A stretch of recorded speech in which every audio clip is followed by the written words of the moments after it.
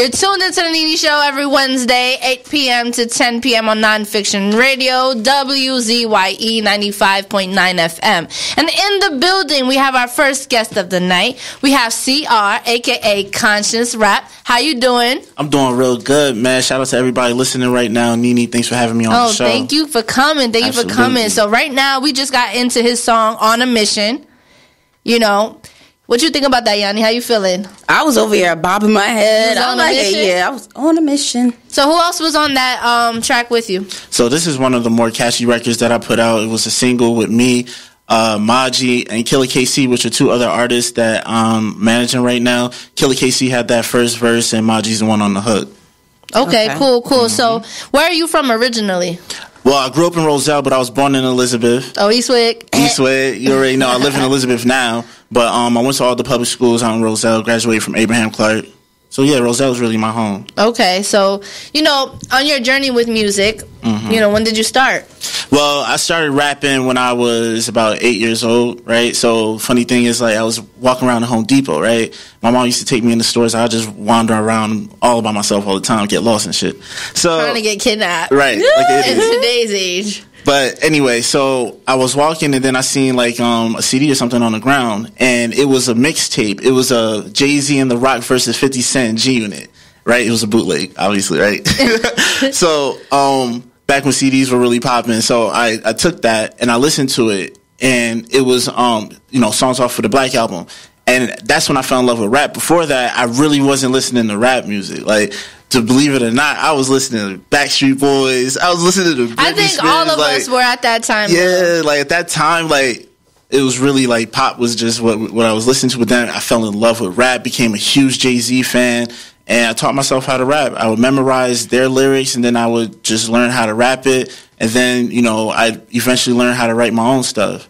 But I started freestyling when I was in the 5th grade. I was 10 years old. Every day after school, me and my friends freestyle.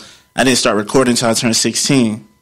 Yeah, then after I started recording, I got my first deal as an independent artist with a label out in New York when I was 19. Didn't work out like that. The situation wasn't really a good situation. So then I ended up creating my own label at 23, which was about 3 years ago. In January, called Jump Out the Frame, JOTF Records. And JOTF Records, that's really impressive. Yeah, it's been a long journey. Like, music is my life. Like, I love music. Like, I love rap. I'm a rap fanatic, but I appreciate other genres. You know what I'm saying? Like I said, rap, I didn't come into rap till later. You're a pop baby, too. You know what I'm saying? Like, I did enjoy that pop music. I'm not going to lie. I enjoy jazz, reggae, because I'm Haitian, and, you know, I got a lot of Caribbean friends. Right. So, like I said, on your journey, so he's been, you know, you've done a lot in music right now. So what has been your favorite part of it so far?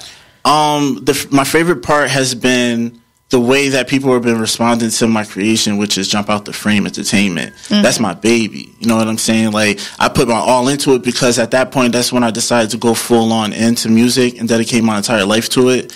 Because I was 23 years old when I started it, and I just transferred to Jersey City University. I was living on my own. And that's when I really learned, you know, the true definition of entrepreneurship, because I didn't have a job when I was in college. I was supporting myself, had my own apartment, and started my company. I was doing events, everything, putting out music videos, because I was doing photography, hustling, trying to get my bread together. And, you know, I was doing what I had to do. I took 2 buses and 2 trains just to get to school every day, because I lived in Elizabeth, and I had to go all the way to Jersey City. But I got it done, and, like, yo, honestly, it was the hardest time in my life as far as the music goes, but it was the most rewarding because everybody around me loves what I do. Like, it's crazy. My life is a movie right now. So everything was like self-taught? Like nobody taught you? Like, just research? A lot of it was researching YouTube. YouTube is amazing. Yeah, YouTube, that's your best friend. YouTube is amazing, but it's like I always would go and make friends with people who were better than me at what I was trying to do. Of course. Because they would teach me things that made me so much better. And, you know, I wore a lot of different hats because I had to. You know, starting my own company, I had to make my own logo. So I had to do you know, Photoshop. I had to figure that out. I had to, you know, I was still trying to put on, like, my first 2 mixtapes that I put on my SoundCloud, I recorded at home on my laptop. I had to engineer it myself, so I had to YouTube stuff on that before I really built a relationship with a studio. Shout out Cerebral Sound Studio. Solo was good. I just had a session today.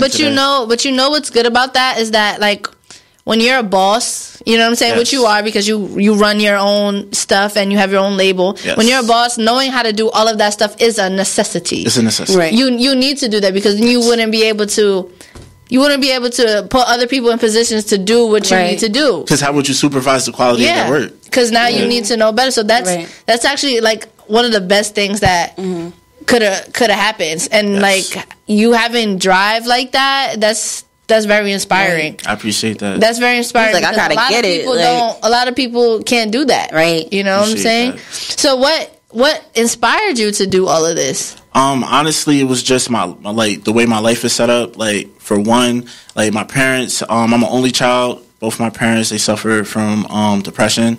My mom had postpartum depression, then it eventually developed to a chronic depressive situation. And then my dad also was suffering through depression. And me being an only child, I was the only one there in that environment. It was a very toxic environment. Yeah, I was going to say that, being around that. Growing up with my parents, like, my dad had a lot of bad habits, you know, my mom did too.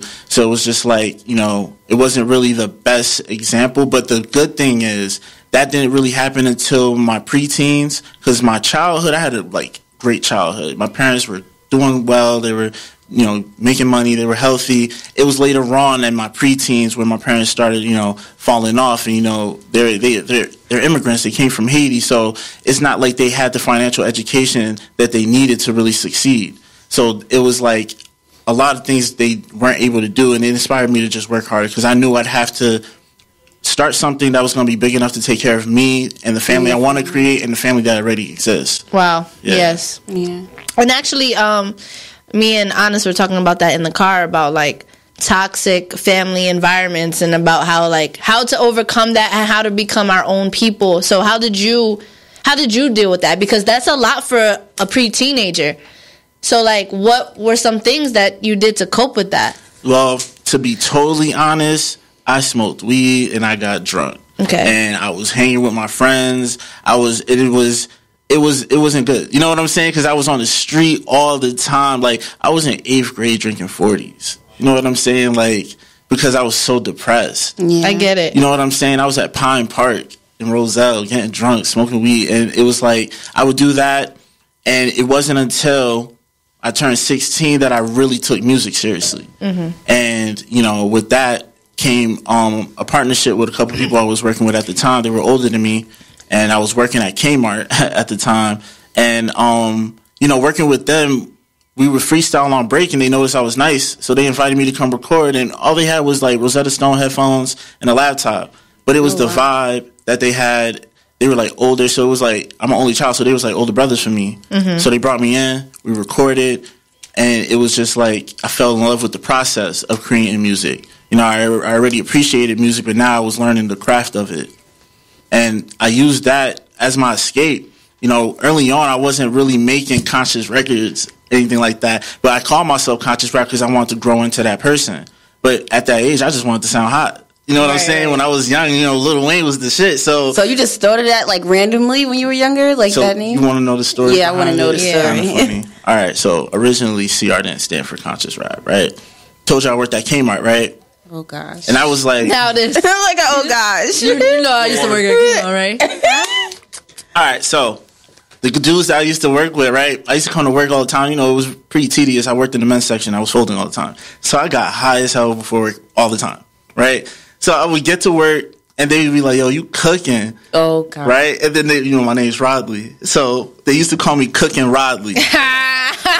That's how CR... I like it, though. Yeah, it's funny. CR. And I was mad young, so I was like, all right, well, fuck it, Cooking Rodley, CR, right? But then as I took music seriously, I was like, damn, I'm going to have to come up with it. If my parents hear this shit on the interview... Right, though. Cooking Rodley. Right, though. I was just like, I gotta come up with some other shit. And then I really just thought about what direction I eventually want to evolve in with music. You know, my idols are like Nas, Tupac. So it was like, for me, that was conscious music. Yeah. And, you know, that's when I was just like, you know, I'm gonna call myself conscious rap. I want to live up to that and become that.